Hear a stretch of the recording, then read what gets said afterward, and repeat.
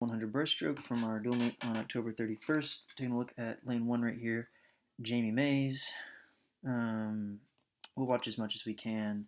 Sometimes you're not in the frame, so we'll talk about what we see here. Buzzer goes off. All your fingers are together. Your hips are higher than your head. I think you could probably have your foot just a hair higher on the wedge. You got to think about, like, you want your feet about shoulder width apart. I don't know if it's the angle, but it looks like they're maybe a little too wide here.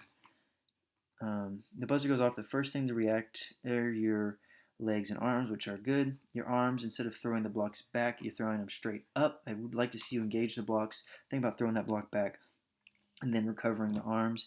You do a really nice job with your head. It doesn't move at all. It just stays where it needs to be. You get into streamline. You're in streamline before you hit the water. And generally, pretty general good entry there. Ooh. That's like the best angle I've had of anybody's pull out on film. So, pretty good through there. Pulling all the way down. So what you need to do right there's the shoulder shrug. You could shrug your shoulders a little early. Let's play that at full speed so I can kind of say for certain. So pull down. Yeah, you could shrug maybe a hair earlier. With the head position, as you're coming like you're sweeping in and breathing, and your head is looking. Let's back up here. Your head looks straight up. So when your head is up like this, it's going to cause your hips to drop. The thing is, when you're breathing naturally, your hips are going to drop. So you want to minimize the amount they need to drop by keeping your head at kind of like a 45-degree angle at the worst, if not looking straight down through the breath. So there you do a pretty decent job of getting the hips where they need to be, but only after the head has kind of gone through the peak of its breath, right? Another thing, the kick right here, let's play it at full speed a little bit. Your kick is probably a little too wide, and it needs more of a snap motion.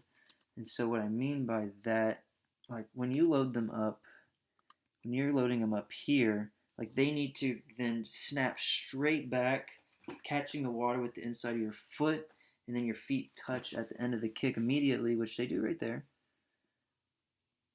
before you set up the next kick. So we can, like, that's almost like if you swim a 200 breaststroke, like maybe that would be an okay kick. But this is 100, like we gotta increase the tempo, I think, a little bit and really snap that kick back. Now let's see if you get in frame. All right, so here you are back in frame. Hopefully we can see your turn. Nope, classic. Okay, fast forward a little bit. Not gonna see it there. Well, that's a little disappointing. We didn't get to see a turn. I'll go back to the first turn. I think we might be able to see it a little bit. Coming into the finish, though. Yeah, so it's really about tempo. Like if you increase your tempo, it's going to generally help. Let me pull up your splits real quick if I can. So, Jamie Mays, you're 27.9 in this race. You're out 41, back 46.6. So that second 50 definitely hurt. If you're out 41, I think you can definitely be back under 45, 45.0, like at the worst. So we definitely got to work on that back half speed. A lot of that's going to come from tempo and being able to snap the legs on the kick. Now let's see if we can see the turn here. Yeah, a little bit. So when you touch the wall, and I'm sorry, like this is the best we're going to get, obviously. Like when you touch the wall, you need to immediately bounce with your arms so they're coming off the wall. You're tucking your knees to your chest and you're rolling back. Here you obviously are grabbing the wall to be able to come up this high. So you're coming up, grabbing the wall, getting a good breath, and then you're coming back. The good part is your arm is coming back with your head, but you're able to get in that position because of how long you're on the wall.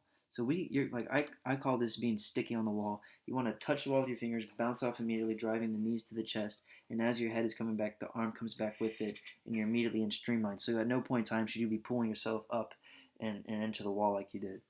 All right, nice race.